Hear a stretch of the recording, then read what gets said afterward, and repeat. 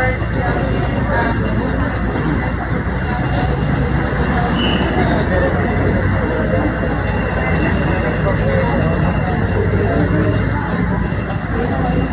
Queen Mother of Mercy, heal our life, our cities, and our hope.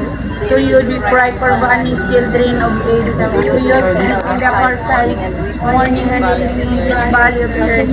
Guardian most precious advocate, kindness of mercy towards us. And after this our exile, show unto us the blessed fruit of your womb, Jesus. O clement, O loving, O sweet Virgin Mary.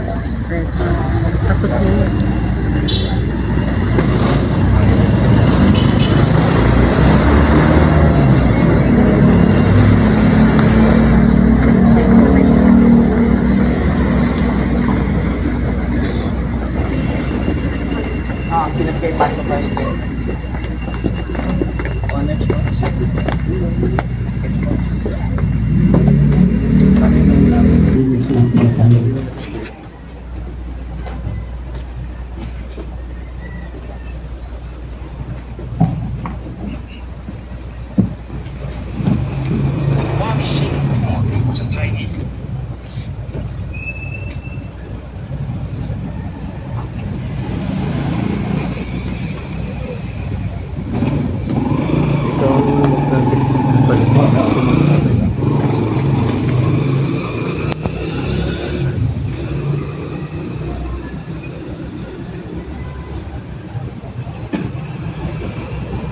Pagdadasal po natin ang buong mundo ng Santo Papa, lalo-lalo na sa mga panig ng litigmaan, sa gitnang silangan at sa iba pa. Our Father, who art in heaven, hallowed be thy name. Thy kingdom come, thy will be done on earth as it is in heaven. Forgive us our trespasses, as we forgive those who trespass against us, and lead us not into temptation, but deliver us from evil. Hail Mary, full of grace, the Lord is with you. Blessed are you among women, blessed is the fruit of thy womb, Jesus. Holy Mary, Mother of God, pray for us sinners, now and at the hour of our death. Amen. Glory to the Father, to the Son, and to the Holy Spirit. As it was in the beginning, is now, and ever shall be, world without end. Amen. Kami ay naniniwala, Panginoon, na ang pamilya ang munting simbahan at tagapag-ingat ng buhay, kung saan ay sakramento ng kasal ay patuloy na pinagmumulan ng biyaya sa pamamagitan ng pagkakaisa ng mag-asawa at ng mga anak, nabubuo ang pamilya. At ang pamilya ay hindi lang ang aming tahanan, kundi ang buong mundo. Sa ating pagtitipon sa harapan ng ating Panginoon, kinikilala natin sa banal na sakramento. Pagkatiwala natin sa Kanya ang ligaya, pag-asa, pagpapagal, kalakasan na nararanasan natin mula sa ating sariling pamilya at sinisikap natin mabuo sa ating parokya na siyang layon pa rin natin para sa buong mundo. Nawa ang ating mga panalangin magbigay ng ibayong lakas, malalim na pananampalataya, maningas at matatag na pag-asa, maalab na pag-ibig, lalong-lalalo sa pagtahak ng mga pamilya sa buhay katotohanan. Pagbasa mula sa sulat ni Apostol San Pablo sa mga taga-Efeso. Pasakop kayo sa isa't isa, tandaan ang inyong paggalang kay Kristo. Mga babae, pasakop kayo sa inyong asawa, tulad ng pagpapasakop ninyo sa Panginoon. Sapagkat ang lalaki ang ulo ng kanyang asawa, tulad ni Kristo na ulo ng Iglesia, na kanyang katawan at siyang tagapagligtas nito. Kung paanong nasakop ni Kristo ang Iglesia, gayon din naman, ang mga babae dapat pasakop ng lubusan sa kanilang asawa. Mga lalaki, ibigin ninyo ang inyong asawa, gaya ng pag-ibig ni Kristo sa Iglesia. Inihandog niya ang kanyang buhay para dito, upang ang Iglesia italaga sa Diyos matapos linisin sa pamamagitan ng tubig at mga salita. Ginawa niya ito upang maiharap niya sa kanyang sarili ang iglesia, marilag, banal, walang batik, at walang dungis o kulubot. Dapat mahalin ng mga lalaki ang kani-kanilang asawa tulad ng sarili nilang katawan. Ang lalaking nagmamahal sa kanyang asawa ay nagmamahal sa kanyang sarili. Walang taong namumuhi sa sarili ng katawan, pagkos ito'y pinakakain at inaalagaan. Gaya ng ginawa ni Kristo sa iglesia, tayo'y mga bahagi ng kanyang katawan. Dahil dito, iiwan ng lalaki ang kanyang ama't ina at magsasama sila ng kanyang asawa at sila ay magiging isa. Isang dakilang katotohanan ang inihayag nito ang ugnayan ni Kristo sa iglesia, ang tinutukoy ko. Ang salita ng Diyos. Pagdasal natin at maging mitiin natin ang buong mundo maging isang pamilya kung saan ang Diyos ang Ama at lahat ng tao, anuman ang kulay, anuman ang pananampalataya, anuman ang kultura, ay isang pamilya. Ang daming makapangyarihan, ikaw ang bukal ng pag-ibig, patuloy mong pagbuklurin ng iyong pagmamahal, ang bawat pamilya iyong tinawag upang bumuo ng isang munting simbahan na may pagbibigayan, unawaan, pagkakaisa. Nawa ang halimbawang ipinakita ni Jesus sa kanyang simbahan na siya rin naging halimbawa ng bawat pamilya. Ito'y magagawa namin sa tulong ng iyong anak, si Jesus, ang hari ng aming buhay, kasama ng Espiritu Santo magpa sa walang hanggan. Amen. Tutuloy na po tayo papunta sa ikalawang kubo. Mauna po muli ang mga tao.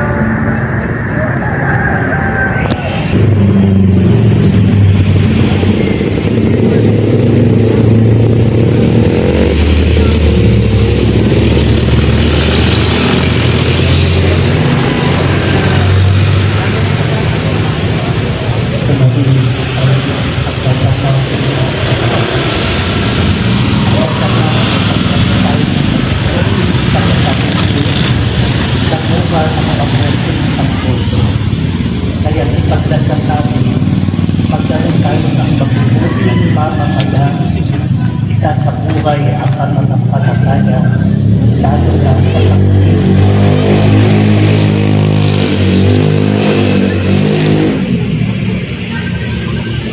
Ang pamilya, pinupuo ng ama. Bawat miyembro may tungkulin dapat yampanan para sa pamilya. Hindi dapat umusbong sa loob ng pamilya ang pagkanya-kanya. Bagkus dapat pairamin ng bawat isa ang pag-ibig, paggalang, pagbibigayan, pag-uunawaan.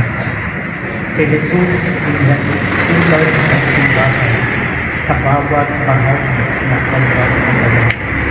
Ang bawat isa ay mahalaga. Hindi magagawa at may dapat pagkakas. Gawa sa ating panalangin ito, makita natin ang ating pamilya, ang kakayahan, magbigay natin sa ating inang simbahan at sa ating inang bayan. Ibahagi natin ang kakayahan, talento, oras na ibinigay sa atin ng Diyos para sa pangalan ng kanyang buong simbahan.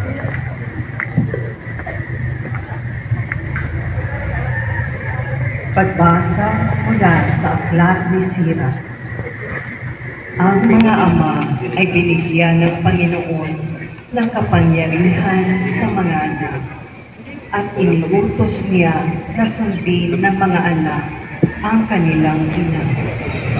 Ang gumagalang sa kaniyang amay nagpapayag sa kaniyang kasalanan at ang nagpaparangal sa kaniyang inay parang naging ito ng kaniyang kayamanan.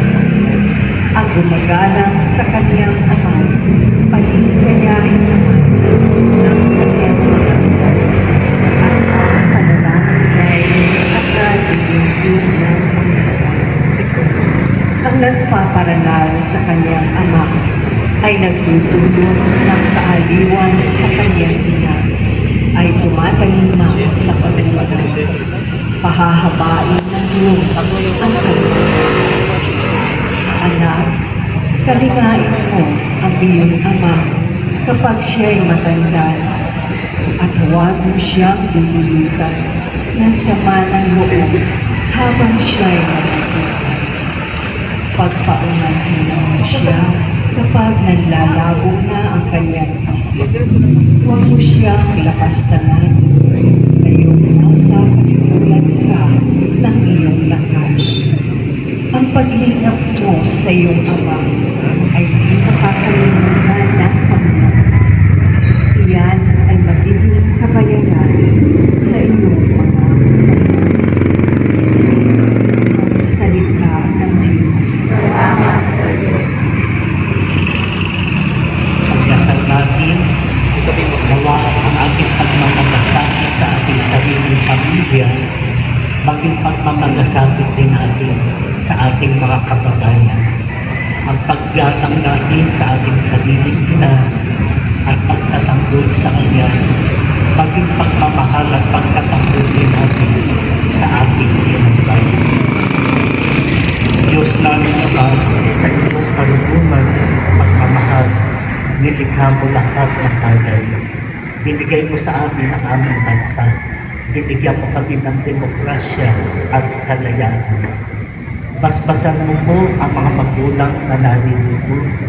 Basbasan din ang mga namumuno sa aming bayan upang pagtibayin sila ng mga amang makakristyano makadiyos, makatao, makakaligtasan. Ang halimbawa ng kanilang pananalig, pag-ibig, magpipinawa sa lahat. Pagkalong mo ang kanilang mga anak, katulad ng mamamayan ng bansang ito, magbigay galang sa diwa ng pag-ibig. Piling namin ito sa pamamagitan ng Jesus ang aming Panginoon. Tutuloy na po tayo sa ikatlong tuloy.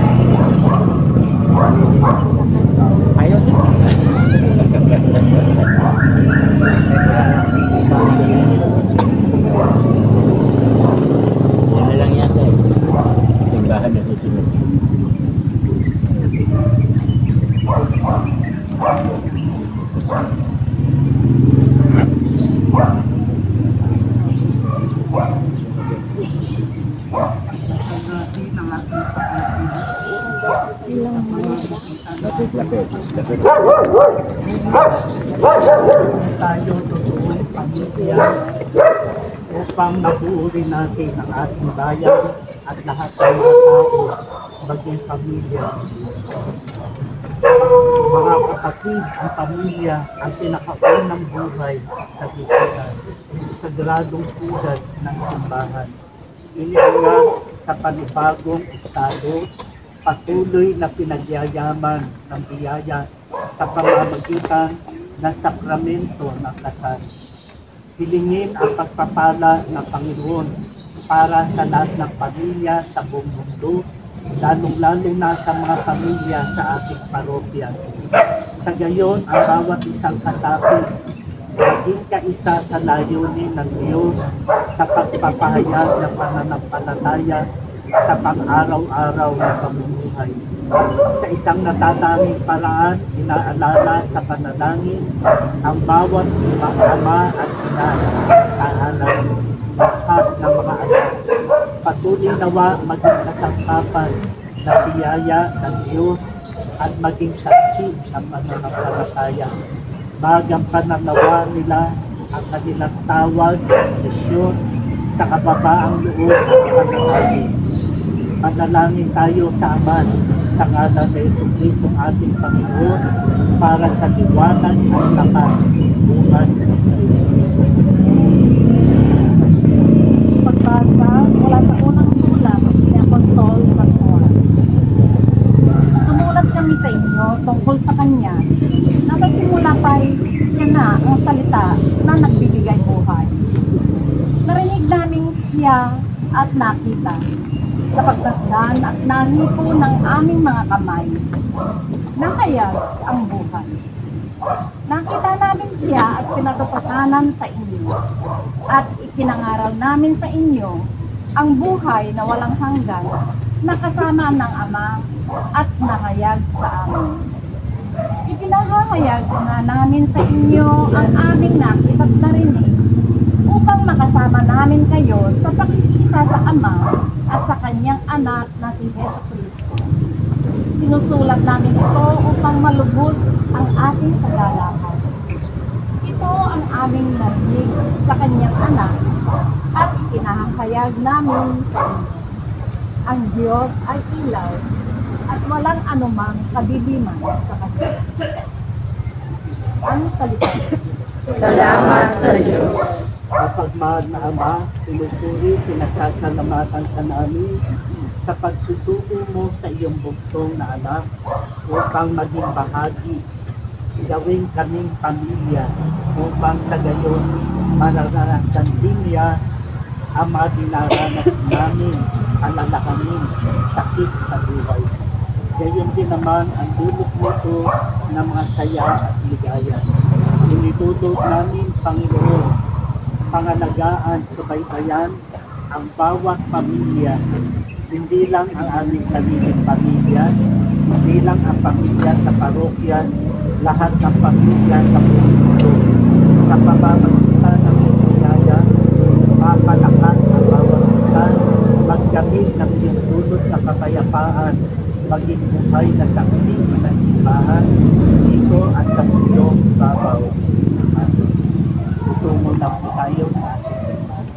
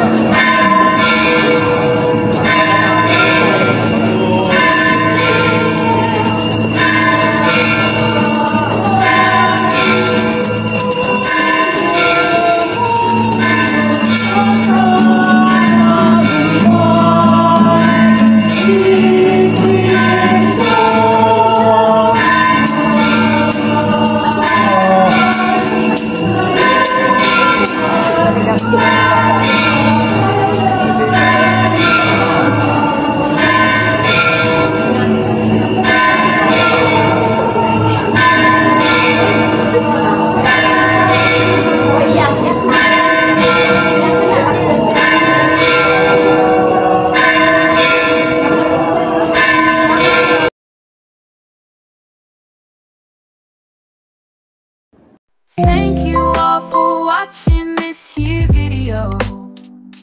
Please like and subscribe and follow.